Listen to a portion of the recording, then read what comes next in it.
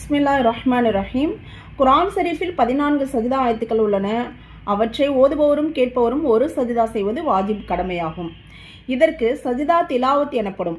அதை செய்யும் முறையாவது நின்று அல்லாஹு அக்பர் என்று கூறியவாறு சஜிதாவிற்கு செல்ல வேண்டும்.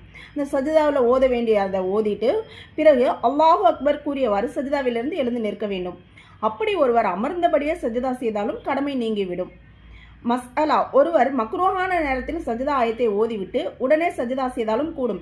இப்போ மக்ரூஹான நேரம்னா சூரிய உதயம், சூரியன் உச்சிக்கு வருவது, சூரியன் மறையும் நேரம், 3 மக்ரூஹான நேரம். இந்த நேரத்தில் யாராவது குர்ஆன் திலாவத் ஓதுனால அவங்க அப்பயே சஜிதா செஞ்சால் கூடும். என்றாலும் மக்ரூஹான நேரம் கடந்த பின் சஜிதா செய்வதே சிறப்பானது. மக்ரூஹ் அல்லாத நேரத்தில் சஜிதாவுடைய ஆயத்தை ஓதிட்டு மக்ரூஹான நேரத்தில் சஜிதா செய்வது கூடாது. ஆக நம்ம எத்தனை சஜிதாக்கள் ஓதுறோமோ, எத்தனை சஜிதாக்கள் ஓதி கேட்குறோமோ அத்தனை சஜிதா செய்வது வாஜிபாகும்.